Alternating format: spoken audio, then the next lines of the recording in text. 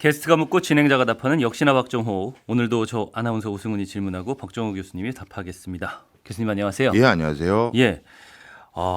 오프닝에서 프랑스 정부가 국가 부채 때문에 허덕이고 있다고 말씀을 하셨습니다. 예. 세계 곳곳에서 불어나고 있는 부채를 말씀해 주셨는데 우선 프랑스 상황은 어느 정도로 심각한 건가요? 예. 지금 사실 프랑스를 비롯해서 이번에 제가 OECD 관련한 국가 부채 통계들뿐만 아니라 네. 전 세계 부채 통계들을 좀 살펴봤더니요. 네. 지금 신규 발행 국채의 절반 정도는 미국에서 발행을 하고 있고요. 네. 그리고 전체 모든 국가의 국가 부채의 한 80% 수준이 네. 지금 제가 열거드릴 이 5나라에서 발행하고 있는데 네. 미국, 네. 그다음에 일본, 그리고 좀 전에 질문 주셨던 프랑스, 예. 그다음에 이탈리아, 예. 바로 영국, 이 5개 나라들이 지금 전 세계 국가 부채를 견인하고 있는 대표적인 나라입니다. 이 5나라의 국가 부채 발행 규모가 전체 모든 국가의 국가 부채 발행 규모의 근 80%가 넘어서 85%에 육박하는 수준까지 이른 상황입니다. 근데 프랑스 같은 경우에 모든 분야의 예산을 전면 동결할 정도로 국가 부채가 심각한 상황인 거예요? 그렇죠. 예. 그 이유가 있습니다. 예. 최근 들어서 방금 말씀드렸던 이 5개 국가들은 해당 국가에 어떻게 보면 재무부 같은 게 있을 거 아니겠습니까? 예. 그 해당 국가의 재무부들이 자조적인 평가를 낸 겁니다. 우리 당분간 국가 부채가 줄지 못할 것 같고요. 더 늘어나만 갈 것 같습니다. 그래서 대책이 시급합니다. 라는 걸 내부에서 먼저 목소리를 내기 시작한 겁니다.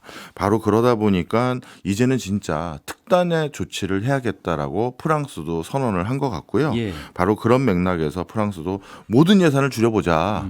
이렇게 이제 발언을 하게 된 상황이 돼버렸습니다. 국가 부채가 때문에 예산을 동결할 정도면 네. 이게 이자가 차지하는 비중이 높은 건가요? 아니면 상환이 좀 부담스러워서 그런 걸까요? 진짜 중요한 얘기 해주셨습니다. 그럼 하나씩 좀 설명을 해드려 볼게요. 네. 일단 통계를 가지고 어느 정도 규모인지부터 좀 말씀을 드리면서 그거에 대해서 답변을 드릴 수 있을 것 같은데요. 예. OECD 국가의 전 세계 국가는 아니고요. OECD의 회원국으로 소속되어 있는 국가의 국가 부채 발행액은 예. 2023년도가 14조 달러 정도 됐고요. 2024년도가 16조 달러로 증가했고 이번 2025년도에는 아무리 봐도 17조 달러로 또 늘어날 것으로 전망되고 있는 상황입니다. 예. 그런데 그럼 이게 왜 이렇게 늘어나느냐 했었을 때 네. 방금 말씀 주셨던 그게 가장 큰 이유 중에 하나인데요. 기존 국채를 갚기 위해서 신규 국채를 발행하는 겁니다. 그러니까 이른바 돌려막기 같은 느낌. 맞습니다. 그런데 이제 기존 국채를 갚지 못하고 네. 신규 국채를 발행하는 과정에서 당연히 추가적인 이자 부담도 있을 것이고요. 네. 이런 여러 가지 요인들이 있겠죠. 그리고 기본적으로 국채를 발행한다는 건 어딘가 돈을 쓰려고 발행을 하는 것일 텐데 예. 그 사이에 또 물가도 올랐을 거 아니겠습니까? 그럼 국가가 살림살이 하는데 필요한 돈을 쓸 때도 그만큼 돈이 더 많이 소요되게 되는 것이니 예. 그러다 보니 자연스럽게 돌려막기를 할 때도 돈이 예전보다 더 많이 필요해진 상황이다라고 보시면 될 것 같아요. 알겠습니다. 그런데 문제가 하나 더 있습니다. 네. 어떤 문제냐? 이번 2025년도에 신규 국채 발행을 했는데 예. 이 국채 발행한 신규 물량의 거의 80% 가까이가 기존 국채를 대체하기 위해서 신규 국채를 발행한 건데 이 신규 국채가 다 단기 국채입니다. 네, 이게 문제인데요. 예. 이 단기 국채의 비중이 크게 늘어나고 있는 것들이 왜 문제냐면 일단 많은 국가들이 단기 국채를 많이 발행할 수밖에 없는 이유가 있는 게 예. 일단 앞으로도 전체적인 금리 기조가 하락할 것으로 보여지고요. 네, 그리고 코로나19 이후 네. 코로나19 이후에는 전 세계적으로 많은 국가들이 국채를 발행하다 보니까 예. 국채 금리가 상당히 어떻게 됐습니까? 올랐겠죠. 예. 어디서 돈 빌리려면 이제 이자 많이 줘야지만 돈을 빌릴 수 있게 되는 거잖아요. 네. 그런데 그러면 높은 이자로 그동안 돈을 빌려왔는데 예. 새로 국채를 발행해서 그 이자를 갚으려면 이제 단기 국채를 발행하면 예전보다는 이자율이 낮겠죠. 그러니까 새로 신규 발행하는 국채에 대해서 적용되는 이자율이 점점 낮아질 거라는 기대치 그렇죠. 말씀이시죠? 네. 그러고 또 더 낮아질 것으로 보여지니 네. 일단 단기로 빌려서 또 이걸 또 다음번에 또 단기로 빌리면 그때는 더 낮은 이자율을 적용받게 되겠지. 예. 이렇게 되는 겁니다. 그래서 단기 국채의 비중이 이렇게 늘어난 건데요. 네. 이거는 달리 말하면 시장의 불확실성, 변동성은 훨씬 더 키우는 요인이긴 합니다. 예. 그런 것들이 하나 특수성이고요. 그 다음에 앞서 말씀드렸던 이 신규 발행 국채의 절반 가까이가 미국이고 예. 나머지 85%가 한 5개 나라라고 말씀드렸잖아요. 네. 이들 국가들의 현재 상황이 어떠냐 하면 GDP 대비 정부 부채 비율이 전부 100%가 넘은 국가들입니다. 일본이 252%, 이탈리아가 137%, 미국이 122%, 프랑스가 110%, 영국이 101%입니다. 네. 그런데 우리 역시나 박정호에서 예전에 제가 뭐라고 말씀드렸는지 하나 기억하신 거 있으세요? 30, 50 클럽. 이게 진짜 선진국이다 말씀을 드렸는데 네. 30은 뭐다? 국민소득 3만 불 이상. 예. 그다음에 그 50은 뭐다? 인구 5천만 명 이상. 기억나는 것 같습니다. 예. 네. 인구 5천만 명이나 되는 즉 부양가족이 이렇게 많은 국가들 중에서 국민소득이 3만 불 넘어가는 수준까지 올라온 나라들이 사실 전 세계적으로 진짜 선진국들이라고 얘기할 수 있다 말씀을 드렸는데요. 네. 그러면서 제가 뭐라고 그때 말씀드렸냐면 우리 한국이 바로 진짜 선진국인 이유들 중에 하나가 이 30, 50 클럽에 들어가 있다라는 말씀을 드린 바가 한 번 있습니다. 그런데 제가 좀 전에 열거드렸던 국가들이 전부 30, 50 클럽에 해당되는 국가들이에요. 네. 전부 뭐 지금 뭐 일본, 미국, 그렇죠. 프랑스, 영국, 이탈리아. 독일 정도 빠진 거고요. 네. 그러다 보니까 야, 이 30, 50 클럽들에 지금 들어가 있는 우리보다 먼저 들어가 있는 국가들은 국가 부채와의 싸움을 본격화하고 있는 상황이다라는 걸 우리가 알 수 있는 거죠. 여기서 잠깐만 네. 좀 다른 질문을 드리면 미국, 일본, 프랑스, 이탈리아, 영국 같은 경우에는 뭐 세계 경제를 어쨌든 선도하고 주도하는 나라들인데 예. 독일 같은 경우에는 국가 부채가 좀 적은 건가요? 네, 맞습니다. 상대적으로 예. 왜 그런 걸까요? 사실 독일은 예. 예전에 그 어마어마한 재정 파탄 때문에 네. 그 재정 파탄을 감내할 수 있는 능력이 없어서 결국 그것 때문에 2차 세계대전을 유발했던 경험이 있습니다. 그래서 그 뒤에 독일 헌법에 네. 우리는 국가 부채를 함부로 일으키지 못하도록 재정 관리에 대해서 헌법에 명시를 해놨습니다. 국가 부채를 새로 발행하는 것에 대한 허들이 좀 높은 편이죠. 그렇습니다. 어마어마하게 높아요. 사실 그래서 국가 부채는 상대적으로 낮은 편인데 네. 뭐 요즘 들어서는 그것 때문에 한국과 달리 신산업 육성을 우리가 못하지 않았느냐 뭐 이런 지적들도 있어서 국가 부채를 그렇죠. 네. 국가 부채를 낮추려는 그런 시도들도 있는 상황입니다. 알겠습니다. 전체적으로 좀 지금 상황은 정리가 된 것 같은데 네. 그런데 말씀하신 대로 특수성 같은 경우에 신규 국채를 발행할 때 단기 부채로 발행한다. 네. 이런 것들은 그냥 특수성인데 그걸 돌려막기라고 생각을 하면 예. 크게 늘어날 것 같지는 않거든요. 예. 그러니까 부채가 급증한 배경으로 설명은 안 될 텐데 예. 급증한 배경으로는 어떤 설명이 가능할까요? 네, 맞는 말씀이세요. 네. 돌려막기는 말 그대로 원래 있던 부채를 조금씩 갚아나가기 위해서 또 네. 부채를 얻은 거니까 급증의 요인은 아니겠죠. 그렇죠. 근데 급증의 요인으로 가장 큰 원인으로 꼽는 것은 네. 방금 말씀드렸던 그 5개 국가 같은 경우는 역시 고령화입니다. 고령. 예. 베이비 부머 세대들의 은퇴가 본격화되기 시작하면서 국민들에게 약속했던 연금을 어떻게든 지급을 해야 되잖아요. 연금이요. 네. 그러다 보니까 국가가 어쩔 수 없이 이제 부채를 일으킬 수밖에 없는 상황이 돼버린 게 하나 있고요. 예. 그리고 국민들에게 약속했던 수준 높은 다양한 사회 보장 시스템, 의료보험 등이라든가 이런 것들을 제공하기 위해서도 또 지속적인 재정 투여가 필요하게 된 것입니다. 예. 그러다 보니 대표적으로 일본 같은 경우는 세계에서 가장 고령화가 진행된 국가로서 사회보장비가 정부 예산에서 차지하는 비중이 지속적으로 확대되어서 이게 정부 부채 문제를 촉발한 가장 대표적인 요인으로 꼽히고 있고요. 비율이 어느 정도 되나요? 사실 일본만의 비율을 따로 이번에 찾지는 않았고요. 네. 전체 그냥 국가 부채에서 큰 원인들을 그걸로 분석하고 있다라는 것만 이제 살펴본 거고요. 전체 부채 중에서 사회보장 비율은 어느 정도 되나요? 그걸로 그 OECD 국가들 네. 중에서도요. OECD 국가들 중에서 사회보장 비용이 국가 부채에서 차지한 비중은 사실 절반 이상이 됩니다. 절반 이상이나 예. 왜냐하면 이제 연금이 고갈된 나라들이 너무나도 많아요. 예. 그다음에 미국 같은 경우는 연금이 고갈된 상황은 아니고요. 미국도 예. 메디케어랑 사회보장 지출이 지난 향후 30년간 127조 달러의 적자를 야기할 것으로 예상되고 있는 상황입니다. 예. 그러니 이것도 가장 큰 적자의 원흉이 지금은 국민들에게 약속했던 높은 수준의 질 좋은 수준의 복지가 원인이 되는 거죠. 그런데 복지를 많이 제공해 주는 게 나쁜 건 아니잖아요.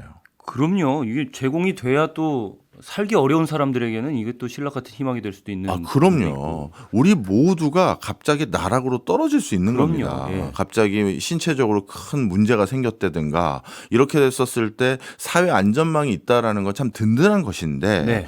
그런 것들을 추진해 왔던 게 전 세계에서 진짜 선진국이라고 불리우는 나라들이 한번 걸어가 보는 길이었는데 네. 우리가 무조건 이렇게 부채가 많아졌으니까 우리도 복지 줄여야겠네요. 이건 너무 단순화된 형태의 대안인 것 같고요.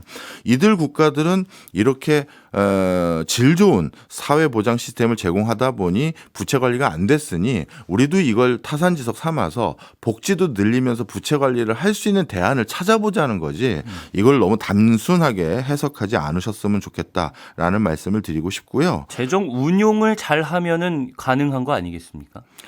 바로 그게 문제입니다. 네. 이제 재정을 정말 효율적으로 써야 되는 네, 거죠. 예. 그런데 이 효율적으로 쓰는 거에 대해서 사실 모든 국가 정부에서 사실 관심이 별로 없어요. 그러니까 재정을 쓰는 거에 대해서는 관심이 있는데 네. 그걸 효율적으로 쓰기 위한 그렇죠. 노력에는 관심이 없어요. 아니, 그러니까 우리나라도 뭐 그렇잖아요. 연말만 되면 보도블록 듣지 말고 다른 데 써라 이런 얘기 나오듯이. 네. 예. 그렇게 효율적으로 쓰이지 않는 곳이 곳곳에 존재하는데 그걸 다 모으면은 어마어마하죠. 어마어마한 양이 될 것 같다는 생각이. 그게 왜 그러냐면요. 오늘 원래 부채 얘기를 하려고 했는데 또 중요한 말씀을 자꾸 해주시니까. 예, 그러면 그런 걸 더 찾아와서 그걸 제가 잘못했네요. 예, 아닙니다. 저도 통계를 더 다 기억하는 건 아니라서 예. 그 원인을 좀 설명드리면 모든 공공기관에 뭐라 그럴까요? 가장 중요한 미션. 전년보다 더 많은 예산을 획득해라예요. 맞습니다. 예. 뭔지 아시잖아요. 예. 야, 작년에 우리 기관 예산이 천억이었어. 이번에는 10%는 올려야 될 거 아니야? 이게 기관장들의 미션이세요. 그럼 그 밑에 본부장 아니면 임원들이 알겠습니다. 그 예산을 늘릴 수 있는 근거들을 막 빵빵하고 막 패키징해서 만들어요. 네. 그러다 보니까 담당 일선 공무원 이 공무원도 예산실에 있는 공무원들이 평생 그것만 했으면 나름대로 뭔가 이거 거짓말하지 마세요. 이거 이렇게 안 쓰셔도 되잖아요. 할 수 있는 것들을 디펜스할 수 있을 텐데 네. 실제 실제 예산실 직원들도 우리나라 공조직 아시잖아요. 순환보직이잖아요. 2, 3년 일하다가 딴 데 가시거든요. 그러면 평생 그 공공기관에서 일했거나 그 부처에서 일했던 사람이 들고 와가지고 예산이 이렇게 필요하다라고 탄탄한 논리 만들어 왔는데 이거 진짜 그럴듯한데 이렇게 돼버리는 게 꽤 있어요. 예. 그래서 자꾸 예산이 늘어나만 가는 이유들이 이런 근본적인 한계가 있고요. 이런 부분을 진짜 어떻게 우리나라가 세계 최초로 개선할 수 있을지 그래서 그거 돈 세이브해서 우리는 복지는 계속 늘릴 수 있을지도 네. 좀 고민을 해볼 필요가 있어 보입니다. 알겠습니다. OECD 국가들의 지금 부채가 급증하고 있다라는 설명을 해주셨고요. 자, 그리고 또 하나 중요한 게 있어요. 예. 지출을 더 많이 하더라도 네. 세입이 더 많이 들어오면 아무 문제가 없겠죠. 그럼 당연한 얘기죠. 자, 그런데 앞서 말씀드렸던 것처럼 예. 이 5개 국가, 전 세계 국채 발행의 대부분을 견인하고 있는 이 5개 국가들은 고령사회에 본격적으로 진입한 지가 한참 되다 보니까 세입보다 지출이 많아지는 만성적인 재정 적자 구조를 가지고 있습니다. 네. 그러다 보니 이런 결국 아까 복지 지출이 그렇게 많나요? 그것도 원인이지만 그 비율이 자꾸 50% 가까이 돼가는 이유가 세입이 줄어드는 예. 그런 이유가 있는데 그것도 역시 고령화 때문이다. 이렇게 보시면 되겠죠. 이러나 저러나 효율적인 지출을 찾아내야 한다는 숙제는 모든 국가들이 갖고 있어야 될 네. 숙제 같긴 합니다. 네. 그럼 OECD 국가 말고 신흥국들 같은 상황은 어떤가요? 네, 신흥국 말씀도 주셨는데요. 예. 신흥국 좀 설명드리면, 이 국가 부채가 의미 있는 수준의 경제 규모를 가지고 있는 국가들도 부채가 늘어나는 것도 우리가 국제적인 경제의 발목을 잡을 수 있는 요인이지만 신흥국은 더더욱 문제가 좀 심각한 것 같습니다. 그렇습니까? 왜냐하면 예. 저소득 국가, 중저소득 국가는 상대적으로 고소득 국가, 중고소득 국가에 비해서 네. 국채 발행에 있어서 평균 만기가 당연히 짧을 수밖에 없습니다. 네. 긴 건 발행해봤자 누가 안 사줄 거잖아요. 네, 불안정하다고 느낄 테니까. 그렇습니다. 네. 그리고 뭔가 금리가 급변했었을 때 네. 거기에 대해서 굉장히 취약한 구조를 가질 수밖에 없어요. 네. 신흥국 이러다가 어떻게 되는 거 아니야 하면서 돈을 왕창 다 빼버리겠죠. 예. 그러다 보니까 신흥국의 어떻게 보면 국채 발행이라는 것은 금액보다는 예. 외부에 조금이라도 외풍만 있으면 어마어마하게 흔들려서 주저앉을 가능성이 많은데 벌써 초고위험 국가 또는 디폴트 상황에 놓여져 있는 국가가 10개국으로요. 최근 25년 이래 최고치를 달성했습니다. 어떤 국가들이냐 하면 아르헨티나, 예. 벨라루스, 에티오피아, 가나, 라오스, 레바논, 몰디브, 그다음에 우크라이나, 짐바브웨.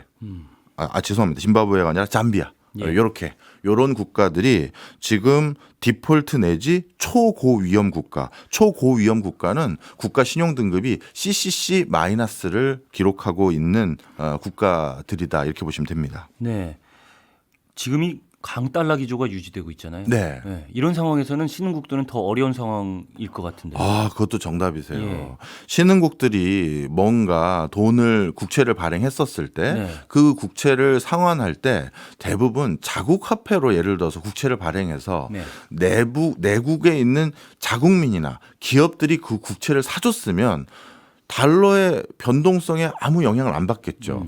근데 신흥국은 내수 경제의 규모가 작다 보니까 자국 내에서 그 국채를 수용해 줄 수 있는 비중이 약합니다. 예.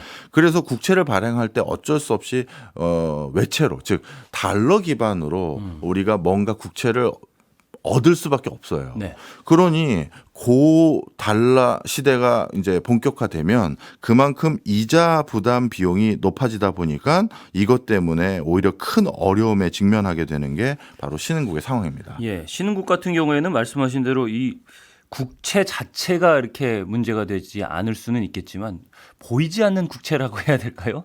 이런 부분이 굉장히 문제가 많이 될 것 같습니다. 네, 바로 그 부분이 가장 큰 문제인 게 또 중국인데요. 예. 앞서 말씀드렸던 신흥국 국채, 여기서 신흥국에는 중국도 포함됩니다. OECD 분류 중에서는요. 그런데 이 신흥국 전체, 신흥 개도국 전체 국채 발행액에서 중국 국채가 차지하는 비중이 45%입니다. 네. 예, 그런데 중국의 지방 정부의 부채 규모가 중앙 정부의 부채 규모보다 2024년부로 더 커져 버렸어요. 예. 근데 이 지방 정부는 방금 우리 오세훈 아나운서께서 말씀해 주신 것처럼 보이지 않는 부채가 더 많을 거다라는 게 지금 국제사회의 중론이거든요. 네. 그러다 보니까 이 신흥국발 부채 위험 그 중심에는 중국이 놓여 있는 것들이 지금 어떻게 보면 확인이 돼가고 있고 그 규모가 절대 줄지 않고 있다 이렇게 볼 수 있을 것 그리고 같습니다. 세계적으로 보면은 이 신흥국이라고 불리는 그 좀 취약한 나라들 경제적으로 이런 나라들의 중국의 입김이 더 점점 세지는 분위기도 있잖아요. 네. 그러면 중국 자체가 흔들리면 또 그 나라들도 같이 흔들릴 위험성이 있기 때문에. 맞죠.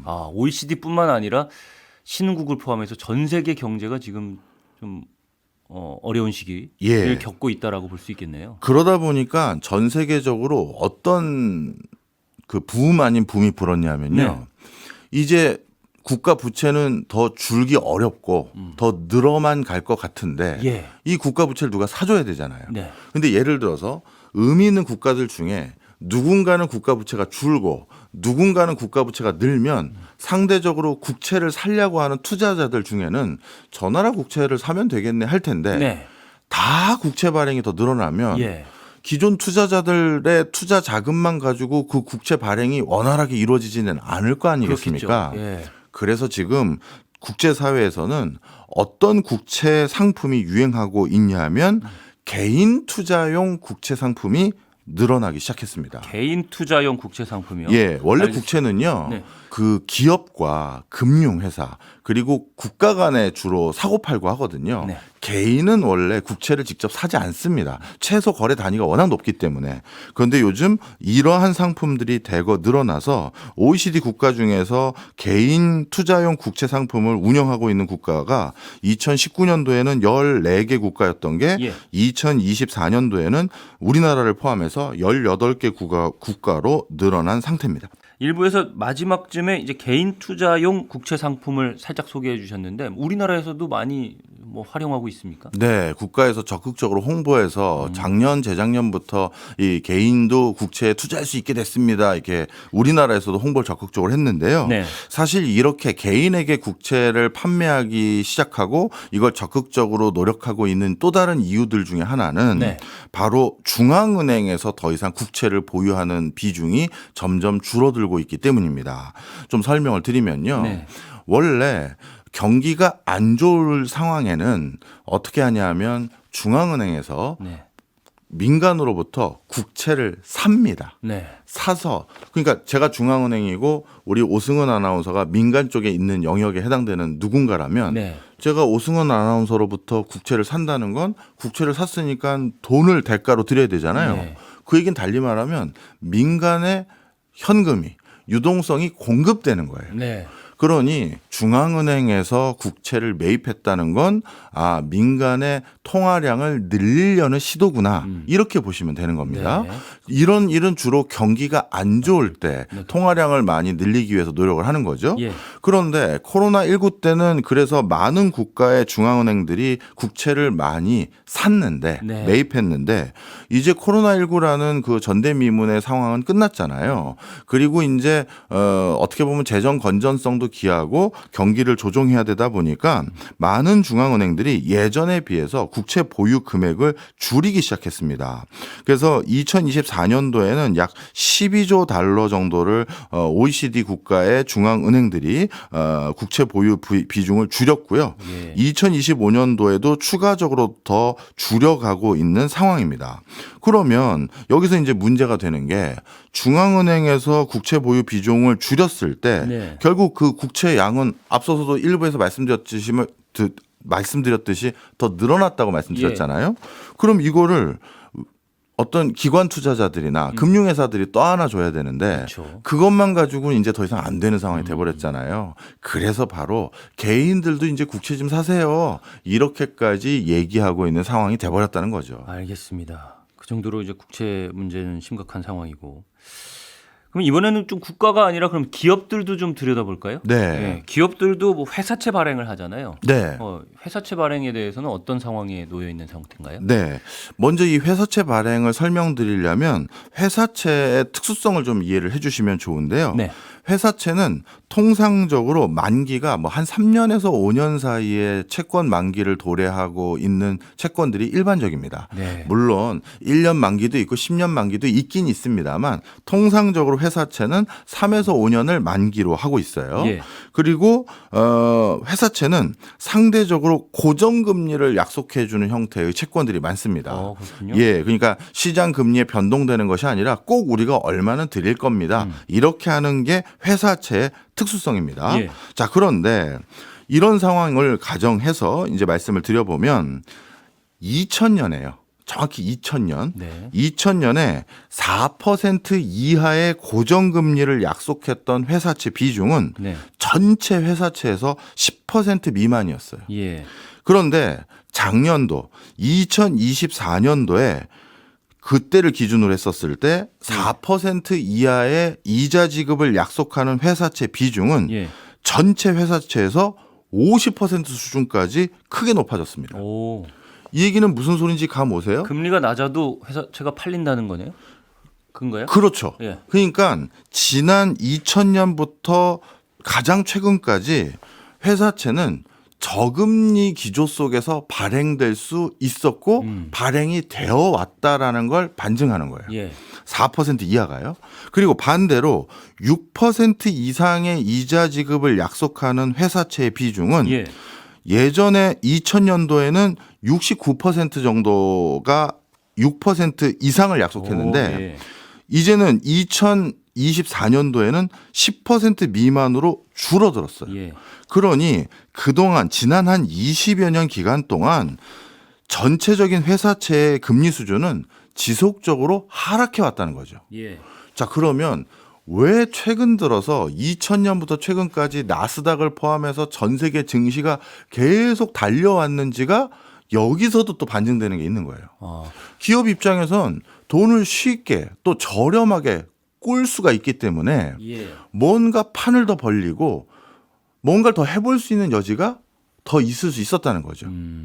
돈 빌리기가 어려우면 회사가 야, 우리 매장도 늘려보자, 신규 사업도 해보자 이러기가 주저될 수가 있는 거잖아요. 아, 그러니까 은행에서 돈을 대출을 해서 빌리는 것보다 회사채를 발행하는 게 훨씬 싼 가격에 투자 자금을 끌어모을 수 있는 방법이다라고 생각을 하면 되는 건가요? 결국 은행에서 돈을 빌릴지 회사채를 발행할지 그렇죠. 결정할 때도 결국 어디가 이자가 더 싼 거야도 중요한 관건이지 않겠습니까? 예. 그럼 예를 들어서 회사 입장에서 보면 그렇죠. 예. 그럼 회사채 발행했었을 때 쉽게 돈을 더 그러니까 확보할 수 있는. 저렴한 이자만 줘도 회사채로 돈을 조달할 수 있다는 건 네네. 시중은행에서 돈을 조달할 때도 시중은행은 높은 이자율만 계속 요구할 수가 없는 상황이 되는 거잖아요.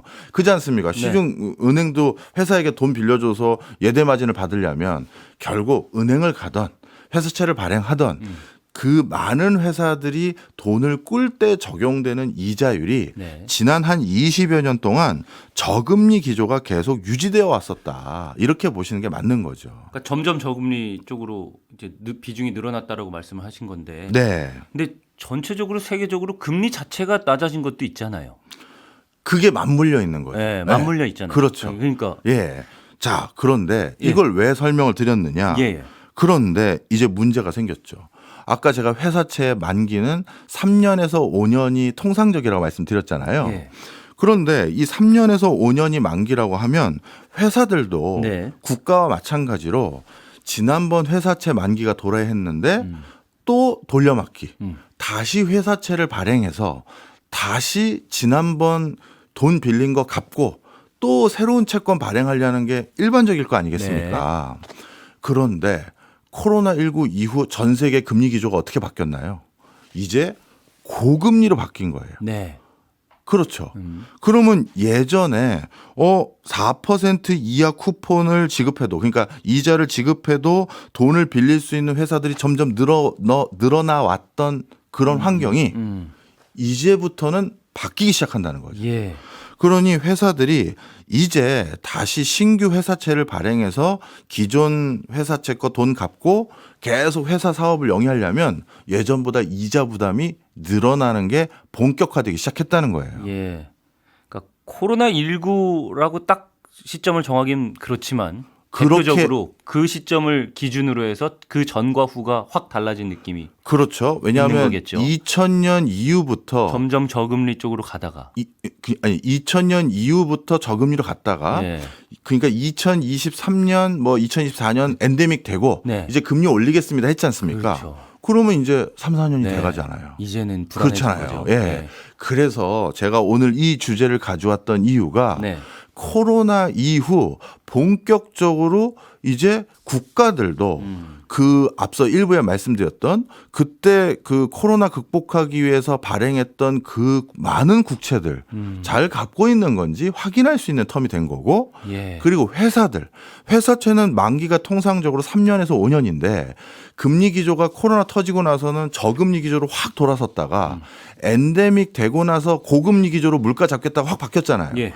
그리고 나서 지금 거의 2년 지났고 이제 3년 도래하기 시작했으니 네. 회사채를 만기를 도래해서 새로이 차환해서 신규 발행해야 될 회사들은 야, 이제부터 우리 회사채 발행했었을 때 이자 부담이 어마어마해지겠어 라고 얘기하는 회사들이 많아질 거라는 걸 네. 통계적으로 설명해 드리려는 얘기인 거예요. 예. 그러니까 지금까지는 회사채 발행이 굉장히 늘어왔는데 네. 예. 이제는 어떻게 될까 자, 걱정이 된다는 말씀이신데. 회사채 발행이 이 똑같이 돼도 예. 이자 부담이 는다는 거죠. 그러니까요. 회사채 발행액 자체가 는다는 게 아니라 똑같은 회사채를 발행했어도 예전에 그 채권 100만 원 빌렸을 때 네. 이자 줘야 되는 금액보다 지금 100만 원 빌려줬을 때 이자 줘야 되는 금액이 늘어났다는 거지. 네. 100만 원이 아니라 지금은 200만 원을 빌린다는 얘기는 일단 아닌 거예요. 그러니까 회사에서는 부담이 늘 수밖에 없다는 그렇죠. 말씀이잖아요. 그 얘기입니다. 그러면 앞으로 부담이 늘면 다시 또 자금을 조달을 해야 되잖아요. 예. 그럼 회사채를 더 늘리기엔 조금 부담이 있을 거 아닙니까? 이제 그 부분인데요. 네. 그런데 회사채는 그러면 더 많이 발행이 되고 있느냐 안 되고 있느냐 이걸 좀 확인을 해봤습니다. 예, 제가 궁금한 게 그거예요. 예. 그래서 회사채 발행이 어떤 이유로 되고 있고 어떤 그 뭐라 할까요? 더 되고 있는지 덜 되고 있는지를 봤더니 예. 예전보다 회사채 발행 규모가 크게 증가했어요. 예. 얼마나 크게 증가? 예전보다라는 기준은 뭐예요? 예. 2008년 이후로 네. 지속적으로 회사채 발행 규모가 네. 계속해서 증가하고 있어요. 예. 자, 그런데 여기에서 회사채를 더 많이 발행해서 자금을 조달하는 이유가 더 중요했는데요. 네. 뭐였냐면 지난 2008년 이후 회사채를 예전보다 더 많이 발행을 하게 된 이유들이 네. 생산적인 투자 목적으로 돈을 빌리는 게 아니었어요. 여기서 말하는 생산적인 투자 목적이 예. 내가 공장을 짓고 R&D를 더해서 뭔가 회사를 더 일으켜 보겠습니다. 예. 안 하던 사업도 해보겠습니다.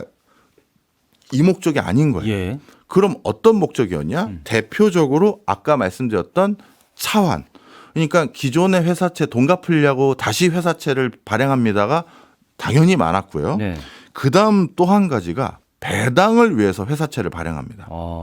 그러니까 돈을 빌려서 회사채를 발행해서 돈을 빌려서 주주들에게 약속했던 네. 주주총회에서 우리가 이 정도의 배당 성향은 꼭 유지하겠습니다라고 약속을 지키기 위해서 회사채를 발행해서 돈 조달해서 그걸로 배당을 때렸던 그런 목적으로 회사채 발행 규모가 늘어왔던 것들이 확인이 된 거예요. 이 부분은 제가 좀 이해는 안 되는데요. 왜냐하면 네. 배당이라는 것은 수익이 났을 때 이익준비금이라든지 뭐 어쨌든 수익금을 가지고 배당을 할 수 있다라고 알고 있는데 예, 맞습니다. 예, 그런데 배당을 이미 약속해 놓고 수익이 없는데도 회사채를 발행해 가지고 배당을 해야 되는 그런 상황의 회사들이 있다는 건가요? 예, 좀 설명을 좀 드리면요. 예. 금리가 낮을 때는 자기 자본을 조달하는 비용보다 네. 타인 자본, 그러니까 밖에서 돈을 빌려서 돈을 쓰는 게 훨씬 쌀 때가 있어요. 그렇죠. 예, 그러면 배당을 하기 위해서 사내에 가지고 있었던 돈이나 또는 신규 투자를 받는 것보다 네. 야, 지금 기준 금리 수준이 거의 0%대야. 그럼 차라리 빌려서 돈을 배당을 드리자. 이게 더 싸질 때가 있어요. 이익준비금은 그냥 묶어두고 그렇죠. 그거는 약간 편법의 느낌이 나기도 그렇지만 그게 재무적으로는 이득이 되는 게 사실이니까요. 예. 그러니까 이게 마치 배당 높게 주고 눈 가리고 아웅하는 그런 나쁜 의도만 있는 것이 아니라 네. 주판을 튕겨봤더니 지금은 이 돈은 저희가 묶어두는 게 낫고요. 금리가 낮으니까. 바깥에서 빌려서 일단 드릴 배당 약속했던 건 드릴게요 하는 게 더 유리한 시국이 있다는 거죠. 예. 그럼에도 불구하고 이렇게 회사채로 자금을 조달해서 계속 배당을 주다 보면 이것도 부채가 계속 늘어나는 것이니 나중에 문제가 되는 건 분명한 사실입니다. 자, 그래서 다시 한번 정리를 하자면 회사채를 발행하는 게 정말 뭔가 어마어마한 투자를 더해서 회사를 일으키려는 목적보다는 기존 회사채 만기 도래해서 또 다른 거 발행하는 거 그리고 배당금 주려는 목적들이 태반이었는데 예. 그런데 여기서 문제가 생겼네요. 이제는 저금리 기조가 깨져버렸잖아요. 예. 그럼 저금리 기조가 깨졌으니 회사채를 발행해서 기존 차환하는 것도 회사의 비용 구조가 더 많이 들게 돼버렸고 그리고 그걸 통해서 배당하려는 성향을 가진 회사들도 이제 완전히 없어지기 직전이다라고 해도 과언이 아니겠죠. 그러면 우리 주식 투자했을 때 어떤 회사 주식 투자해야겠다 마음 먹는 이유들 중에 하나가 거기 배당 많이 준다며 이거잖아요. 그럼요. 그런데 그 배당 많이 준다며 할 수 있는 가장 근저의 환경, 회사채를 저금리로 쉽게 발행할 수 있는 구조가 앞으로 본격적으로 깨져간다는 거죠. 이해하셨죠? 알겠습니다. 그러니 이것도 전반적인 증시 상승을 계속해서 우리가 기대해 볼 수 있는 요인 하나가 지금 크게 훼손돼 가는 거예요. 그렇군요. 그럼 회사들 입장에서는 굉장히 부담이 커질 상황이고 방금 말씀하신 증시도 그렇고 세계 경제가 지금 좀 불안정한 상황으로 계속 가고 있는 게 예. 거의 확실해 보이는 그런 설명입니다. 예, 그러니까 아직 파란불이 켜서 네. 우리가 앞으로는 뭐 이제 AI니 뭐 휴머노이드 로봇이니 자율주행이니 해서 탄탄대로로 새로운 기술 빅뱅을 기반으로 해서 또 한 번에 IT 붐이 일어나는 그런 한번 주식시장 기대해 볼 만한가요라고 했었을 때 예. 이거 꼭 그렇게 될 것 같지는 않습니다라고 말씀을 드리는 겁니다. 자, 정리를 해보죠. 네. 그 경제가 어려웠을 때 가장 크게 돈을 써주는 주체는 늘상 국가였습니다. 네. 그리고 새로운 산업을 일으키거나 또 뭔가 새로운 산업의 마중물이 되는 신규 시설 투자를 해주고 인프라를 투자해 주는 것도 늘상 국가였어요. 예. 근데 앞서 일부에서 지금 국가에서 추가적으로 국채 발행을 할 수 있는 여지도 점점 줄어들고 부담감도 커져서 심지어 개인에게 국채를 떠넘기는 수준까지 와버렸다 말씀을 드렸고요. 네. 그다음 두 번째 오늘 2부에서 뭐라고 말씀드렸냐면 회사채 발행의 여러 컨디션이 예전에 비해서 굉장히 열악해지고 있는 상황이고 그것 때문에 신규 투자를 위해서 회사채를 기존에도 사실 많이 해지도 않았지만 예. 그렇게 되기도 어려울 뿐만 아니라 배당이라든가 아니면 회사 운영 자금을 위해서 회사채를 발행했었을 때 대가를 훨씬 더 많이 지불해야 되는 상황이 돼버렸다. 이렇게 되는 거죠. 예. 이런 것들 때문에 요즘 우리 주변에서 일어나는 현상들을 아주 쉽게 설명할 수 있게 됩니다. 예. 그중에 대표적인 게 트럼프의 발언이에요. 트럼프가 최근 들어서 그 어느 때보다도 고강도로 연준 금리 안 낮추고 뭐 하는 거냐. 예. 제발 좀 금리 낮춰라라고 난리를 치고 있고 그 과정에서 방송 기준으로 불과 한 일주일 전후된 상황인데 네. 그 연준의 한 이사가 사임을 했습니다. 네. 그 사람은 연준 의장의 네. 가장 최측근이에요. 예. 그래서 지금 금리 기조 트럼프는 금리 낮춰라 달라고 했는데 네. 연준에서는 지금 금리를 아직 안 낮추고 있잖아요. 아직 관세 효과가 어떻게 될지 모르겠고 물가를 이게 다시 관세 때문에 올라갈 수도 있으니 조금 더 지켜봐야 된다. 지금 이런 행보를 파웰이 계속 하고 있거든요. 예. 그런데 그거에 가장 크게 동조해왔던 이사 한 명이 돌연 사임을 해버렸어요. 그럼 다시 임명을 해야 되는데 이제는 트럼프 입김에 좀 더 맞는 사람이 연준에 들어갈 가능성이 많아지겠죠. 그러면 파월도 계속 버틸 수 있을지도 의구심이 드는 상황이에요. 그렇게 트럼프가 고강도로 압박을 하고 그래서 연준 이사도 그것 때문에 꼭 사임을 했는지 안 했는지 그건 뭐 알려진 건 아닙니다만 예. 이런 지금 큰 변화를 그 어느 때보다 고압적으로 강요하고 있는 가장 큰 이유가 자칫 잘못해서 금리 기조, 중앙은행의 금리 기조가 이렇게 높았을 때 그것으로 인해서 국채나 회사채 발행에 뭔가 부담감을 많이 줬었을 때는 이 전반적으로 지금 경기에서 지탱하고 있는 몇 가지 참 불안한 요인들에 예. 굉장히 큰 분란을 더 크게 만들 수 있다라고 트럼프 행정부에서는 생각하고 있는 것 같아요. 알겠습니다. 그러니까 국가 운영이라든지 회사 운영에 있어서 자금 조달이 좀 어려운 상황이 된 것 같아요. 국채나 회사채의 비율도 높아지고 앞으로 어떻게 될지 모르겠다라고 말씀하셨어요. 네. 그러면 민간 쪽의 자본이 어쨌든 들어가야 되는 상황인 것 같긴 합니다. 네. 아까 말씀하신 개인 투자용 국채 상품도 많이 나오고 있다고 하고. 예. 근데 사모펀드 같은 민간 자본이 뭐 신흥 자금으로 이렇게 부상하고 있다 이런 분석도 있던데 이건 어떤 얘기인가요? 네. 이런 여러 가지 지금 사모펀드뿐만 아니라 이제 민간 자본들이 국채든 회사채든 다른 것들을 적극적으로 수용을 해줘야지만 네. 이게 안정적인 발행이 이루어질 수가 있는데 이게 또 맞물려 있어요. 대표적으로 미국은 백만장자가 퇴직연금 때문에 너무 많아졌다 이런 소리 한번 들어보셨을 겁니다. 401K라고 해서 쉽게 말해 퇴직연금이에요. 내가 회사 생활하면서 이 401K 퇴직연금에 내가 가입을 하면 회사도 일정 부분 부담을 해서 그래서 같이 연금 계좌를 운영해서 그것으로 인한 수익으로 은퇴 이후에 살아갈 수 있는 그런 기반을 만들겠다는 건데 예. 미국은 최근 이 401K 퇴직연금 계좌에 100만 달러, 우리나라 돈으로 한 뭐 13억 원 이상이 되는 돈이죠. 이 정도 이상을 보유하고 있는 사람이 한 48만 명 정도 되는 것 같아요. 예. 그러면 이게 우리 옛날에 그 맨날 영화에서 말하는 백만장자 이거잖아요. 네네. 뭐 지금은 백만장자가 엄청난 부자가 아니긴 합니다만. 자, 그런데 이 401K 가입한 사람들은 그러면 어떻게 생활을 하느냐? 지금 미국에서 굉장히 든든한 소비층으로 부상하고 있는 사람들이 이 사람들이거든요. 이 사람은 이 401K 계좌에서 샀던 주식, 펀드, 채권 이런 데서 나오는 이자, 배당소득 네. 이런 걸로 본인들이 생활비 충당하고 네. 또 어떨 때는 거기에 있는 내가 투자했던 원금 있잖아요. 아, 이번에 내 테슬라 주식 일부 팔아야겠다. MS 주식 일부 팔아야겠다 해서 그거 팔아가지고 또 내 생활비를 충당하기도 합니다. 예.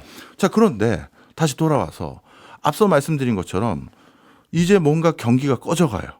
회사채 발행도 제대로 잘 안 돼서 배당도 잘 안 해주고 그러다 보니까 아, 이건 뭐 요즘 주가에 대한 불안감이 커졌는데 그럼 나 401K에 있었던 돈들 좀 일부 찾아서 그냥 쓰거나 아니면 다른 데 투자하는 게 좋겠다라고 해서 네. 본격적으로 돈을 빼기 시작하면 이제 주식 시장에 대한 기대감은 더더욱 부정적으로 바뀌고 그럼 돈을 인출해가는 사람들은 더더욱 늘어날 것이고 그렇죠. 그러면 이 견실한 퇴직연금으로 생활하는 사람들이라는 이 두터운 소비층 이게 또 사라져 버리니 미국 경제가 잘 굴러가는 맥락이 또 하나가 없어져 버리는 거잖아요.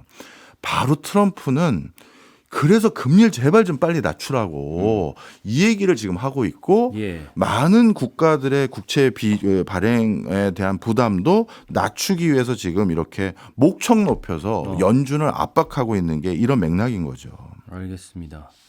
그런데 물가 같은 걸로 잡기 위해서는 또 마냥 낮출 수만은 없는 문제니까 연준은 바로 그게 문제예요. 굉장히 어려운 문제긴 합니다. 연준에 주어진 숙명 같은 숙제는 물가 안정이거든요. 연준뿐만이 아니죠. 모든 국가의 중앙은행들이 다 그 역할을 부여받는데 예. 그래서 이 사람들은 역사에 남는 거예요. 어느 연준 의장이 그리고 어느 연준 위원들이 당대에 물가 못 잡았다며 네. 그건 역사에 남는 겁니다. 그럼 이 사람들 그리고 또 물가라는 게 만성적인 고물가 기조가 계속되면 경기라는 게 일정 수준 이상으로 호황으로 갈 수가 없어요. 예. 그걸 또 알고 있기 때문에 물가를 관리하는 것도 그 무엇보다 더 중요하다는 걸 알고 있는 사람으로서 거기에 방점을 찍는 거고 네. 나는 내 숙제 할 테니 트럼프 넌 네 숙제를 해야 되는데 왜 네 숙제를 해결하기 위해서 자꾸 나한테 그 숙제를 떠넘겨. 금리 낮춰서 네 숙제 풀려고 하지 마. 그럼 나는 역사에 나중에 5점으로 남는다. 이걸 또 걱정하는 거죠. 네. 트럼프 이거 뭐 다른 얘기긴 하지만 트럼프는 관세 그렇게 높이면은 물가가 오르면 또 금리 낮추기가 더 어려울 텐데 좀 모순적인 행동을 하는 건 참 아닐까 트럼프의 생각도 행보가 그게 들긴 합니다. 문제예요. 예. 맞아요. 이건 뭐 나중에 다시 다뤄보기로 하고요. 예. 근데 이런 상황이 우리나라 경제에는 또 어떤 시사점을 줄까 궁금합니다. 왜냐하면은 국제 부채도 좀 자금 조달이 어려워지고 그럼 우리나라 같은 경우에는 민간 가계 부채도 또 굉장히 높다는 이야기가 많은데 그럼 민간에게 그거를 또 국채를 사달라고 하기도 어려운 상황일 것 같고요. 사실 지금 우린 이미 민간에게 우리나라 국채를 개인이 투자할 수 있는 상품을 우리도 만들어 버렸습니다. 네. 그만큼 우리도 앞으로 국채 발행에 대해서 좀 더 숨통을 틔워놓자라는 기조로 이걸 만든 거고요. 아직까지 한국의 국채 발행에 대해서는 문제가 있지는 않습니다. 예. 그건 분명한 사실입니다. 그렇군요. 그리고 재정 건전성도 앞서 말씀드렸던 30, 50 클럽에 비해서는 상당히 우량한 건 분명한 사실입니다. 예. 그런데 앞서 국가들이 고령화로 인해서 국가 재정이 더 어려워졌다고 말씀을 드렸잖아요. 네. 그런데 우리나라도 고령화라는 건 이미 기정사실이 되어 있는 상황이라서 지금 안정적이라고 해서 너무 안심할 것은 아니고요. 네. 앞으로 좀 더 어떻게 국가 재정도 관리하고 국채 발행을 원활하게 할 수 있는지 뭐 이런 것들에 대한 고민도 필요하고요. 또 한 가지 첨언드리면 네. 우리는 많은 유권자들이 자기 재산의 80% 가까이가 부동산으로 돼 있다 보니까 네. 국가의 위정자들이 부동산 가격이 폭락하거나 부동산 가격이 대폭 떨어지는 것들에 대해서 크게 부담감을 가질 수밖에 없어요. 유권자들이 자신의 전 재산이 부동산인데 그걸 떨어뜨리거나 그걸 떨어지고 있는 걸 방조하는 정권을 좋아하겠습니까? 네. 그럴 수 없겠죠. 그런데 미국은 이제 어떤 상황이 됐냐면 퇴직자들이 또는 지금 분위기상 앞으로 더 많은 사람들이 401k 같은 퇴직연금을 기반으로 노후 생활을 하는 걸 꿈꾸는 사람들이 늘고 있어요. 예. 그러니까 미국은 우리랑 반대로 증시가 하락하는 거에 대해서 국가 위정자들이 어마어마한 부담감을 갖고 있는 상황이 돼버리는 겁니다. 예. 그러면 한국 부동산에 대해서도 지금 거품이다 아니다 갑론을박이 있는 것처럼 미국은 지금 증시를 계속 정부가 떠안고 부양하고 있는 것이지 이거 이제 과열된 거 아니냐라는 또 그런 목소리가 그 나라에서는 증시를 기반으로 또 나올 수도 있는 네. 참 재밌는 흐름이에요. 네, 알겠습니다. 우리나라 같은 경우에는 국가 운영에 뭐 그렇게 아직 위기가 닥친 건 아니지만 그렇죠. 관리는 필요하다라는 말씀을 해주신 걸로 정리를 하도록 하겠습니다. 네, 오늘 저는 여기까지 하고요. 다음 주에 다시 찾아오도록 하겠습니다. 네, 고맙습니다. 감사합니다.